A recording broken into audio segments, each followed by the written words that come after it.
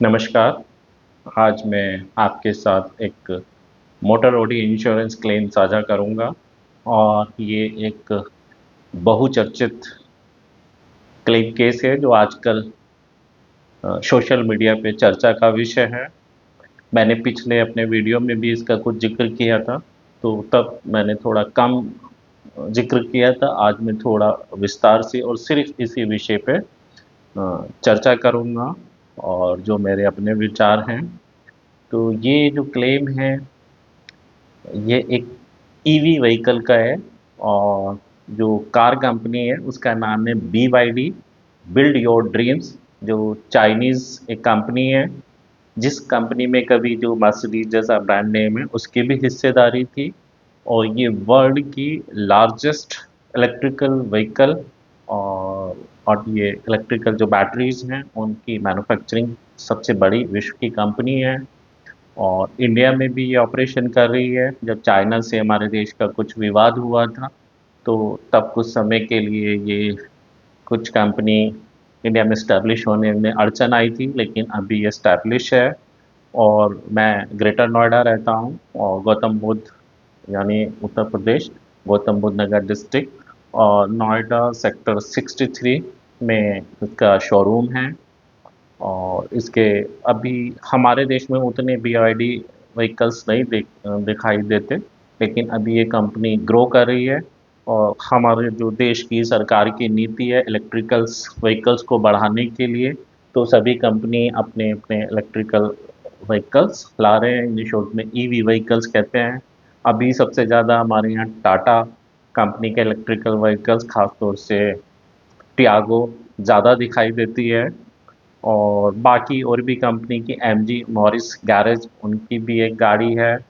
और हुंडई ने भी अपनी निकाली है। इसी तरीके से BMW, मर्सिडीज उन्होंने भी प्रीमियम मॉडल निकाले हुए हैं। और अभी टेस्ला जो बहुत बड़ी कंपनी है अमेरिका की, वो भी इंडिया में उन्होंने मुंबई में शोरूम खोला है। एक्सपीरियंस सेंटर या शोरूम करके नाम है। और अभी और दिल्ली और भी मेट्रो सिटीज़ में उनकी खोलने की तैयारी है।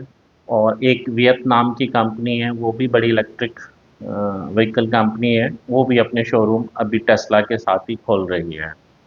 तो अब हम इस विवाद पे आते हैं। जो जो सोशल मीडिया में और न्यूज़ में हर न्यूज़ चैनल पे लगभग लगभग इसकी खबर आई। तो मैं इनसे परिचित नहीं हूँ, जो मैंने न्यूज़ से पढ़ा उसी के अकॉर्डिंग मैं ये आपके समक्ष इस मैटर को रख रहा हूँ। तो ये एक साहब ने जुलाई में ये न्यूज़ आई है, जुलाई के फर्स्ट वीक में।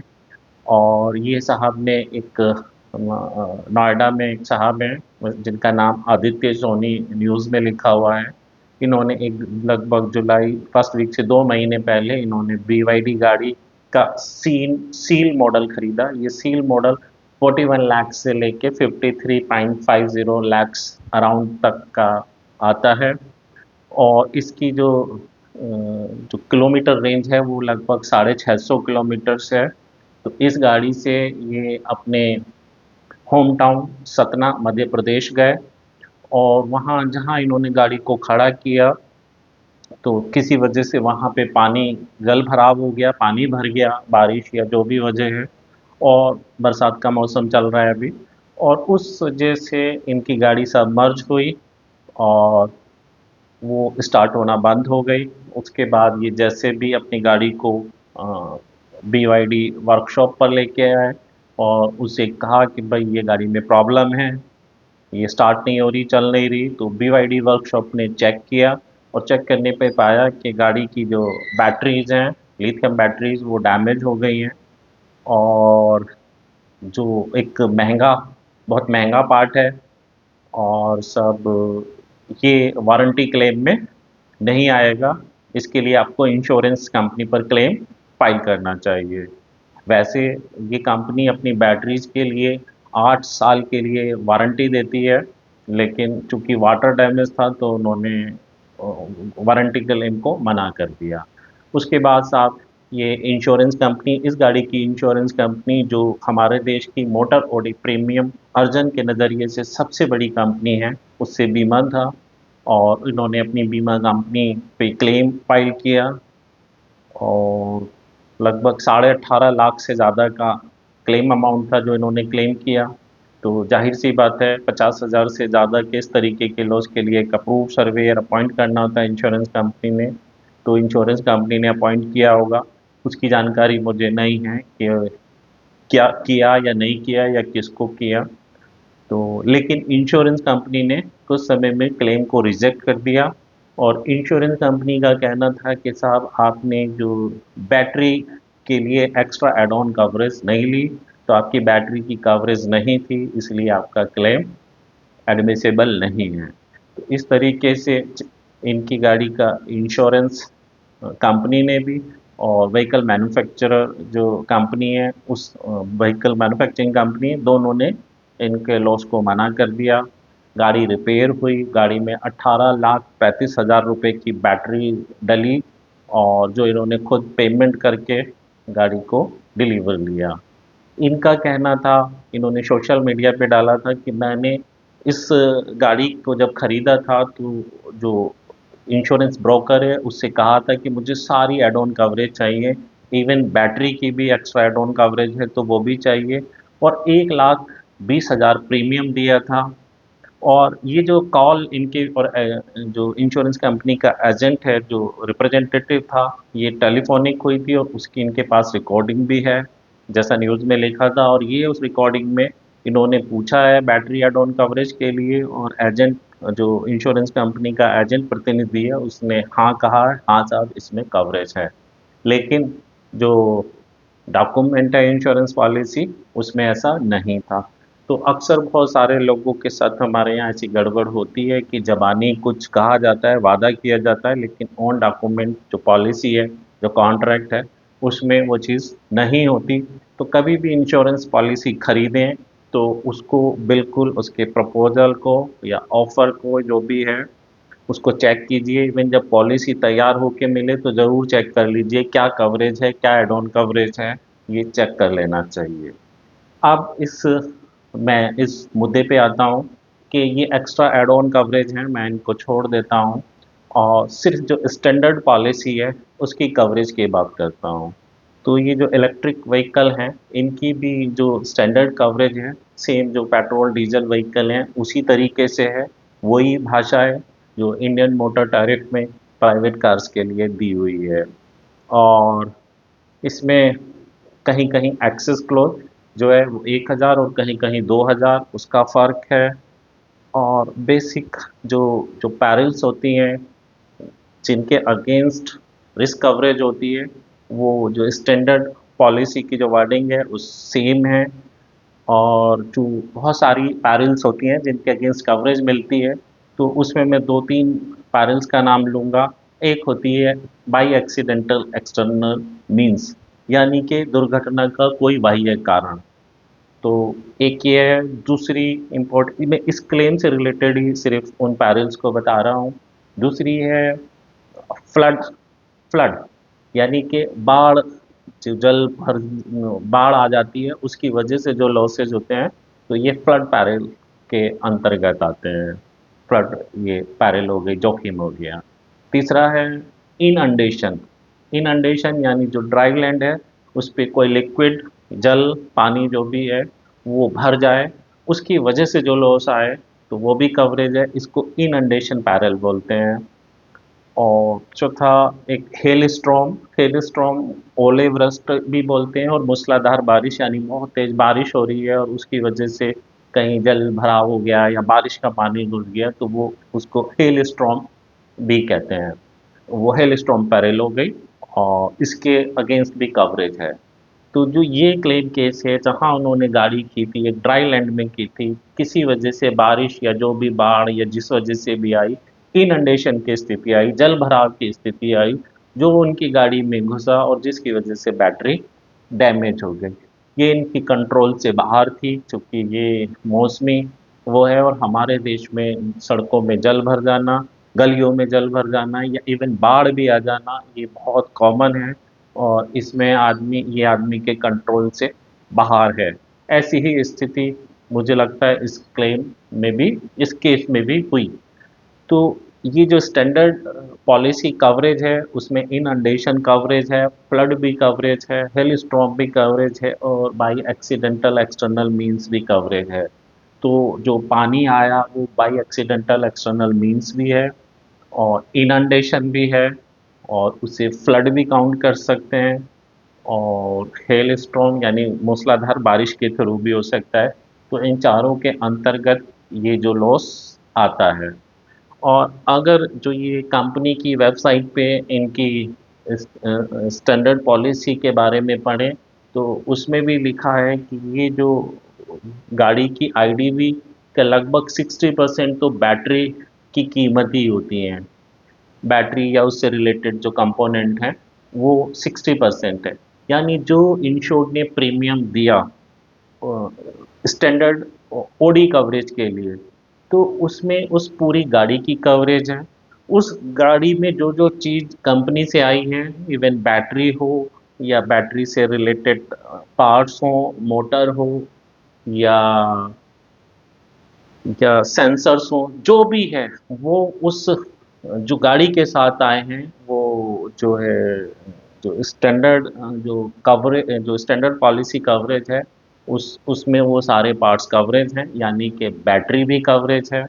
और ऐसा अगर इस कंपनी की वेबसाइट पे जाके पढ़ें तो उसमें लिखा भी है कि कॉम्प्रिहेंसिव में ये सारी चीज़ें कवरेज हैं। अगर कोई इन कवरेज को ना लेना चाहे तो प्रीमियम कम हो सकता है। तो जाहिर सी एक एक एक सवाल ये भी आता है कि कॉम्प्रिहेंसिव कवरेज क्या होता है। मोटर जो पॉलिसी होती है उसमें एक ओडी सेक्शन, एक सेक्शन या उसे ए सेक्शन कहते हैं जो OD section own damage section, एक बी सेक्शन होता है जो लाइबिलिटी कवरेज जिसे थर्ड पार्टी इंश्योरेंस भी बोलते हैं वो होता है और एक पर्सनल एक्सीडेंट भी होता है। तो इन सबको जो मिला के एक सिंगल पॉलिसी बनती है उसे कॉम्प्रिहेंसिव पॉलिसी बोलते हैं।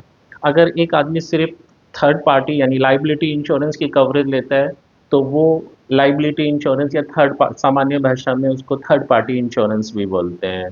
और अगर ओडी और लाइबिलिटी और पीए ये सब मिले हुए हैं तो वो कॉम्प्रिहेंसिव पॉलिसी कहलाती है। व्यापक या विस्तृत हिंदी में उसे कह सकते हैं बीमा पॉलिसी। अभी कुछ सालों से लगभग 4-5 साल से स्टैंड अलोन पॉलिसी भी आनी शुरू हुई है जो मोटर ओडी सेक्शन के लिए कवरेज देती है। यदि आपकी लाइबिलिटी इंश्योरेंस आपने 3 साल के लिए ले ली है तो उस पॉलिसी पीरियड में आप stand alone motor OD insurance policy भी ले सकते हैं। तो ये कॉम्प्रिहेंसिव पॉलिसी है। और जो स्टैंडर्ड पॉलिसी है वो इंडियन मोटर टैरिफ 2002 में हम पढ़ सकते हैं। उसमें इनंडेशन कवरेज है, उसमें हेल स्टॉर्म कवरेज है, उसमें by accidental external means coverage है, उसमें ये फ्लड कवरेज है। तो साहब ये जो साहब हैं इन्होंने पॉलिसी खरीदी और उस पॉलिसी में जो जो मेरा मानना है ये इनंडेशन का केस है। इन्होंने एक ड्राई लैंड पे गाड़ी खड़ी की थी, वहाँ उस रात या उस दिन जो भी है या उस दौरान बारिश हुई या किसी नदी या कोई वाटर सोर्स से जो है ओवरफ्लो हुआ जिससे वहाँ पानी भरा और जिसकी वजह से इनकी गाड़ी सबमर्ज हुई पानी में और जिस वजह से इनकी जो बैटरीज हैं इनकी गाड़ी की वो खराब हुई। तो जाहिर सी बात है कि ये तो इंश्योरेंस स्टैंडर्ड पॉलिसी में कवरेज है तो ये क्लेम एडमिसिबल होना चाहिए। अगर हाँ इनकी स्टैंडर्ड पॉलिसी में लिखा है कि आपकी गाड़ी की कवरेज में बैटरी का एक्सक्लूजन है बैटरीज का तो समझ में आता है कि अगर स्टैंडर्ड पॉलिसी में इन्होंने ये शब्द लिखा हुआ है। एड ऑन की भाषा क्या है उससे कोई नहीं लेना देना है। हम इंश्योरेंस क्लेम जो स्टैंडर्ड पॉलिसी है उसके अनुसार उस क्लेम को सेटल करना होगा हमको या बीमा कंपनी को। तो जो भी है अब बीमा कंपनी ने इसमें कोई जवाब नहीं दिया। उन्होंने कहा कि इन्होंने बैटरी के लिए एक्स्ट्रा एड ऑन कवरेज नहीं ली थी इसलिए इनका क्लेम एडमिसिबल नहीं है। जबकि बीमा कंपनी को जो जवाब था वो अपनी जो पॉलिसी है उस कॉन्ट्रैक्ट के अकॉर्डिंग देना था कि क्या उसमें बैटरी की कवरेज थी है या नहीं। सबसे इम्पोर्टेंट चीज़ है कि जो गाड़ी की कीमत है जो गाड़ी है उसमें बैटरी शामिल है और क्या बैटरी की इंश्योरेंस कवरेज नहीं है। क्या इस स्टैंडर्ड पॉलिसी में inundation, flood, hailstorm, by accidental external means coverage है या नहीं है? क्या इंश्योरेंस पॉलिसी में बैटरीज की स्टैंडर्ड पॉलिसी जो कॉन्ट्रैक्ट है उसमें कहीं एक्सक्लूजन लिखा हुआ है? तो ये तीनों सवाल का जो जवाब है, एक्सक्लूजन भी नहीं लिखा है। और वैसे मैंने पॉलिसी नहीं देखी, लेकिन मुझे मालूम है एक्सक्लूजन नहीं लिखा होगा उसमें। दूसरा, उसमें स्टैंडर्ड पॉलिसी में ये रिस्क पैरल्स जो हैं ये हैं, इनंडेशन भी है, फ्लड भी है, हेलस्टॉर्म भी है, और बाई एक्सीडेंटल एक्सटर्नल मींस भी है। तो ये चीज़ भी है। तो इसलिए ये क्लेम तो एडमिसिबल होना चाहिए। और लेकिन बीमा कंपनी ने कोई जवाब नहीं दिया। और अगर वारंटी का क्लेम इंश्योरेंस कंपनी को लगता है, तो इंश्योरेंस कंपनी को इंश्योर को क्लेम देना चाहिए और सब्रोगेशन राइट्स लेने चाहिए। और वो जो व्हीकल मैन्युफैक्चरर कंपनी है उस पर केस कर सकती है अपने नुकसान के लिए, लेकिन उसके लिए इंश्योर्ड को उसे क्लेम देना ही होगा, क्योंकि इंश्योर्ड के कॉन्ट्रैक्ट के अनुसार तो कवरेज है, बैटरी की भी कवरेज है, और जो पैरल जिसके तहत लॉस हुआ है वो पैरल भी कवरेज है। तो ये होता क्या है, जैसे पेट्रोल डीजल की गाड़ियां हैं और आजकल बरसात का मौसम चल रहा है या ना भी हो, कभी कभी अंडर पास या कुछ सड़क पे पानी भर जाता है और कुछ ज़्यादा पानी भी हो जाता है, और जब गाड़ियां चल रही होती हैं तो एक आध गाड़ी या किसी वजह से उसका एयर जो है, एयर जो सक्शन है उसके उसके थ्रू इंजन कंपार्टमेंट में पानी चला जाता है थोड़ा सा, और उसकी वजह से इंजन में हाइड्रोस्टैटिक लॉक की स्थिति आती है और इंजन डैमेज हो जाता है, ब्लॉक टूट जाता है, क्रैंक टूट जाती है, बैंड हो जाती है, वाल्व टूट जाते हैं, बैंड हो जाते हैं।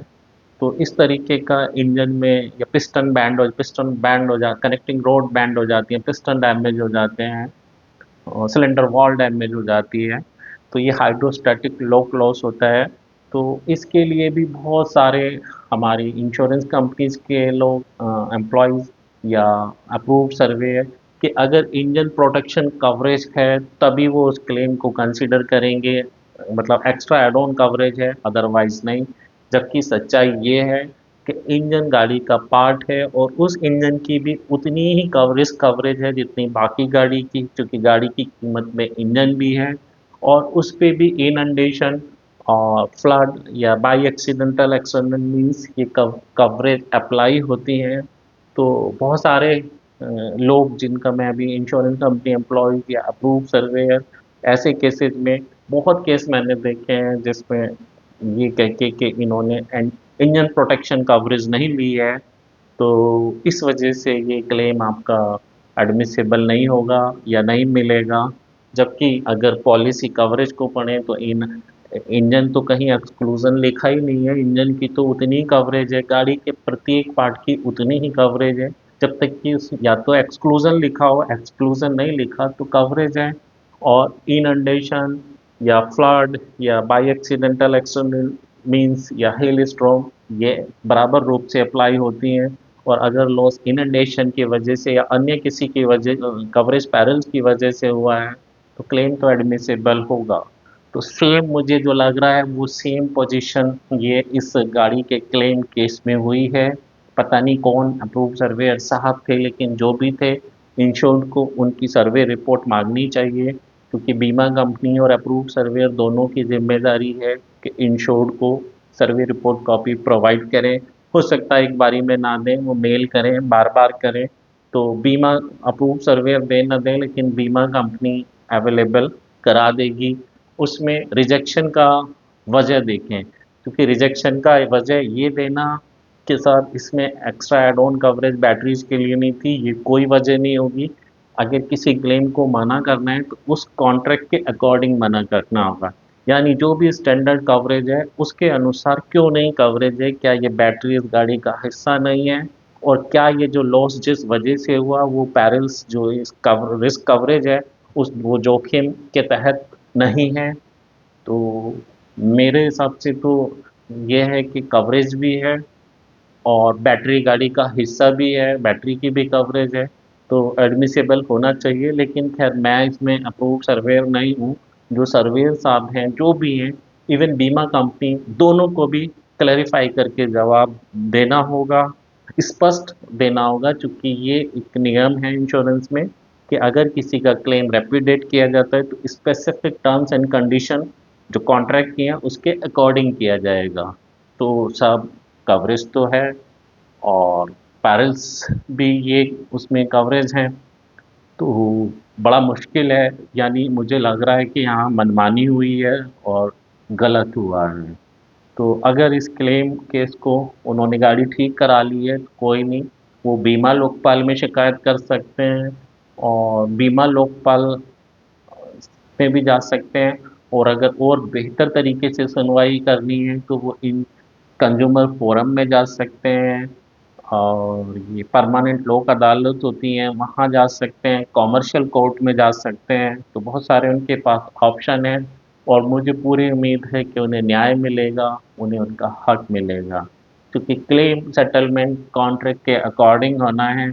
और जो बीमा कंपनी ने जवाब दिया वो कॉन्ट्रैक्ट के अकॉर्डिंग नहीं दिया, वो तो किसी एड ऑन कवरेज का हवाला दे रहे हैं। एड ऑन कवरेज का जिक्र नहीं आना चाहिए, इस पॉलिसी की टर्म्स एंड कंडीशन के अकॉर्डिंग जवाब देना चाहिए या कवरेज के तहत जवाब देना चाहिए। तो आज का ये मेरा वीडियो था, ये बहुत ही चर्चा में है। तो चूंकि मैं एक मोटर ओडी इंश्योरेंस क्लेम में मेरी कुछ एक्सपर्टीज़ है, मैं खुद एक अप्रूव सर्वेयर हूँ, तो इसलिए मैंने ये अपने विचार रखे हैं। मैंने अपने अप्रूव सर्वेयर संगी साथी जो हैं उनके समक्ष भी ये क्लेम केस को रखा था, जो मैं लिख कर व्हाट्सएप पर शेयर करता हूँ। तो उनमें से एक अप्रूव सर्वेयर ने मुझे सुबह फ़ोन भी किया था और वरिष्ठ अप्रूव सर्वेयर हैं, मेरे मित्र हैं, और उन्होंने बताया था कि उन्होंने कुछ समय पहले एक इसी तरीके का क्लेम पे मतलब एडमिसिबल के लिए रिकमेंडेशन की थी और इंश्योरेंस कंपनी ने पे भी किया था। और साथ ही उन्होंने बताया एक क्लेम इसी तरीके का जो अप्रूव सर्वे ने रिकमेंड भी किया, लेकिन बाद में बीमा कंपनी ने यही रीज़न से उसे मना किया। तो इसका मतलब ये है कि हमारे देश में ये इस बारे में थोड़ी मुश्किल चीज़ें हैं या गलतफ़हमियाँ चल रही हैं। तो मेरा वीडियो बनाने का उद्देश्य ये है कि सही हो। ये बात सही है कि ये बैटरियाँ बड़ी नाज़ुक होती हैं, इलेक्ट्रिक व्हीकल में जो पानी से बहुत जल्दी ख़राब होने के चांसेस रहते हैं। तो इंश्योरेंस कंपनी को अपना प्रीमियम तय करते समय इस बात का ध्यान रखना चाहिए और अगर कवरेज नहीं देनी है तो पॉलिसी में एक्सक्लूज़न रखना चाहिए के साथ बैटरी की कवरेज नहीं होगी। अगर बैटरी के लिए इतना प्रीमियम आपको और देना होगा, अगर एक पॉलिसी में लिखा है तो फिर तो कोई दिक्कत नहीं है, लेकिन अगर पॉलिसी में एक्सक्लूज़न नहीं है तो फिर सारे पार्ट जो भी हैं गाड़ी के साथ आए इन सब की कवरेज होगी। तो ऐसे में अगर कभी भी हो तो शिकायत कीजिए, सर्वे रिपोर्ट कॉपी मांगिए, उसमें पूछिए साहब क्या रीज़न है, उसमें लिखा भी है कि नहीं कॉन्ट्रैक्ट के अकॉर्डिंग, जो एड ऑन के अनुसार उन्होंने कहा ये कोई रीज़न नहीं, कॉन्ट्रैक्ट के अकॉर्डिंग जिसके अनुसार लॉस असेसमेंट करना है, जो इंश्योरेंस कंपनी और इंश्योर्ड के बीच कॉन्ट्रैक्ट है उसके अनुसार जवाब देना है। जो इस क्लेम केस में तो न्यूज़ के अनुसार पता चल रहा है जो नहीं दिया गया ये है। तो अगर सही से प्रयास करेंगे तो बिल्कुल हल मिलेगा। तो आप इसको विराम देते हैं और फिर मिलते हैं आगे वीडियो में। नमस्कार।